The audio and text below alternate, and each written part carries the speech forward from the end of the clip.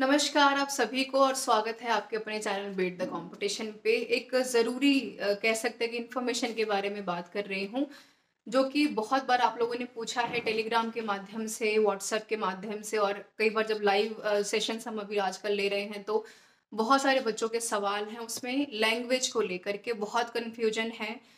अगर मैं 2-3 common comments की बात करूँ तो काफ़ी सारे बच्चों का ये कमेंट है कि हमें हिंदी बिल्कुल नहीं आती है, हमें इंग्लिश बिल्कुल नहीं आती है, ऐसे में क्वालीफाई कैसे करेंगे पेपर?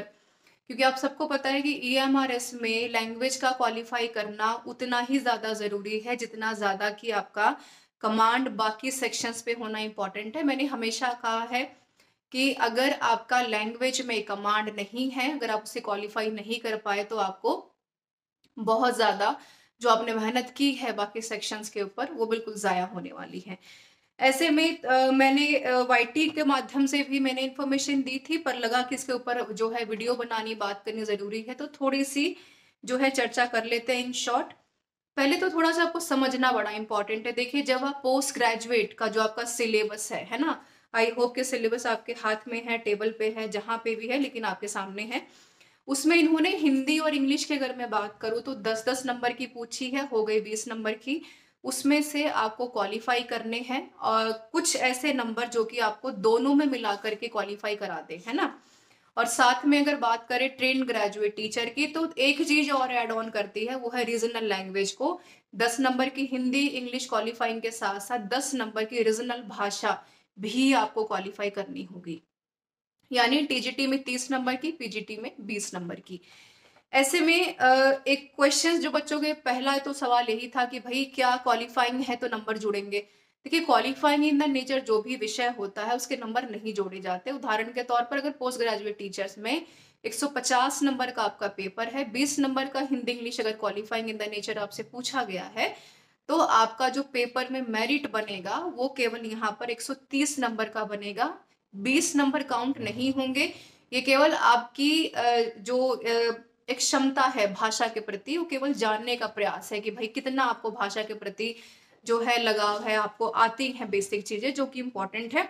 बिल्कुल ट्रेन्ड ग्रेजुएट टीचर में भी वही सिनेरियो है, 150 नंबर का पेपर है, हिंदी इंग्लिश रीजनल को मिलाकर के 30 नंबर का लैंग्वेज है, तो आपका पेपर का जो मेरिट होगा टीजीटी में वो बनेगा 120 में से, है ना? आई होप कितना क्लियर हो गया होगा। नेगेटिव मार्किंग बिल्कुल है, हिंदी और इंग्लिश में सेपरेटली करेंगे। मान लेते हैं कि 10 में से अगर आपको 4 सवाल अटेम्प्ट करने हैं और अगर 4 सवाल भी में से अगर आपने 3 गलत कर दिए तो नेगेटिव मार्किंग काउंट होगी, अलग-अलग काउंट होगी, जो कि एक आपका डाउट ये भी आया था कि क्या मिलाकर के 20 नंबर में से नेगेटिव मार्किंग करेंगे कि अलग-अलग करेंगे? तो अलग-अलग ही करेंगे। 10 नंबर की हिंदी में से नेगेटिव मार्किंग होगी, 10 नंबर की इंग्लिश में से नेगेटिव मार्किंग होगी। अगर आप क्वालीफाई करते हैं तभी आपका आगे का पेपर चेक होगा। ये तो रही बात जो बेसिक जो क्वेश्चंस आपने पूछे थे।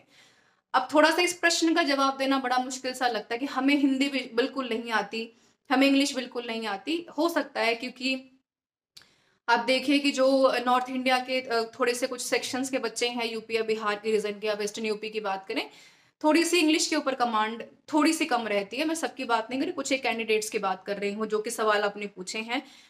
ऑन द सेम वे अगर साउथ इंडियन जो है स्टूडेंट्स कैंडिडेट्स की बात करें तो हिंदी पे कमांड जाहिर सी बात है कि थोड़ी सी उनकी जो है वीक रहती है, तो कोई बहुत बड़ी बात नहीं है। मैंने आपको पहले भी कहा है कि सब कुछ नहीं पढ़ना होता है लैंग्वेज में।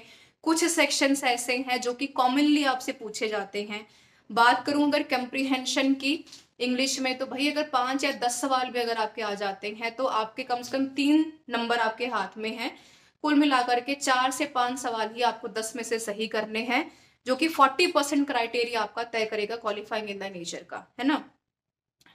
तो आपका इसमें वर्ब टेंस की बात कर लें, 2-3 सवाल आप यहाँ से कर सकते हैं। सब कुछ नहीं पढ़ना है तो कंप्रीहेंशन या पैसेज एक अच्छा ऑप्शन है।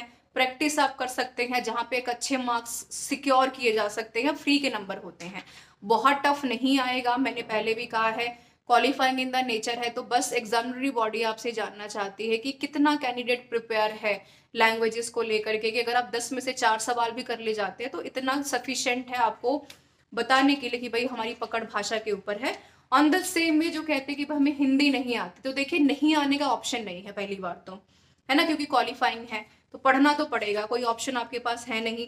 और इस ऐसे में एक जो काम आप कर सकते हैं, विलोम शब्द हैं, पर्यायवाची शब्दों की बात करें, मुहावरों की बात करें, या फिर गद्यांश या पद्यांश आपसे जो पूछे जाएंगे, जाहिर तौर पर यहाँ से सवाल हमेशा आते हैं, उसमें कोई दो राय नहीं है।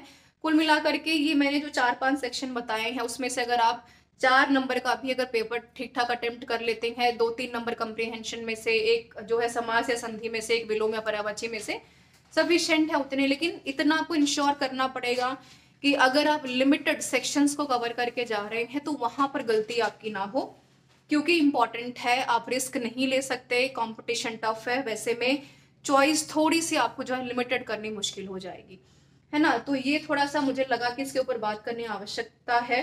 जो कि मैंने बताया, क्वालिफाइंग इन द नेचर, बिल्कुल नेगेटिव मार्किंग है इन शॉर्ट, अगर मैं समाप्त करूं वीडियो को अपनी।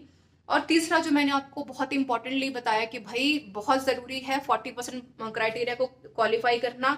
नेगेटिव मार्किंग सेपरेटली करेंगे, अलग अलग सेक्शंस में, सेम वे में नहीं करेंगे, और कुछ सेक्शंस को कवर करके जाइए जहां से आप इजिली मार्क्स जो सिक्योर कर सकते हैं। उसके अलावा चैनल को विजिट कीजिए आप, डिस्क्रिप्शन बॉक्स में देखेंगे तीनों लिंक्स अवेलेबल हैं। कंप्लीटली यूट्यूब के ऊपर free of cost content available है, टेलीग्राम के ऊपर पीडीएफ्स अवेलेबल हैं। मैं फिर से कह रही हूँ, अगर उतना भी आप कवर कर लेते हैं तो काफ़ी है आपको एग्जामिनेशंस को क्वालिफाई करने के लिए। सटीक पढ़िए, क्वालिटी कंटेंट पढ़िए, और अब तो हमने ऐप भी लॉन्च कर दिया है, beat the competition. Google Play से आप इसको ज्वाइन कर पाएंगे, डाउनलोड कर पाएंगे, अकाउंट को उससे लॉग इन कर लीजिए। बहुत कंटेंट है, आप चेक कीजिए कितने आप दरअसल प्रिपेयर हैं चीज़ों को लेकर के, कितना आप अच्छा परफॉर्म कर पा रहे हैं, जो कि अपने आने वाले एग्जामिनेशंस के लिए काफ़ी ज़्यादा इंपॉर्टेंट है। क्योंकि सब पढ़ रहे हैं, प्रैक्टिस नहीं कर रहे हैं, तो कोई फायदा उसका नहीं होने वाला है। So this is all about this session. Thank you so much. Your suggestion, your comment is always welcome everyone. मिलते हैं नेक्स्ट वीडियो में कुछ यूजफुल कंटेंट के साथ, तब तक बने रहिए बीट द कॉम्पिटिशन के साथ।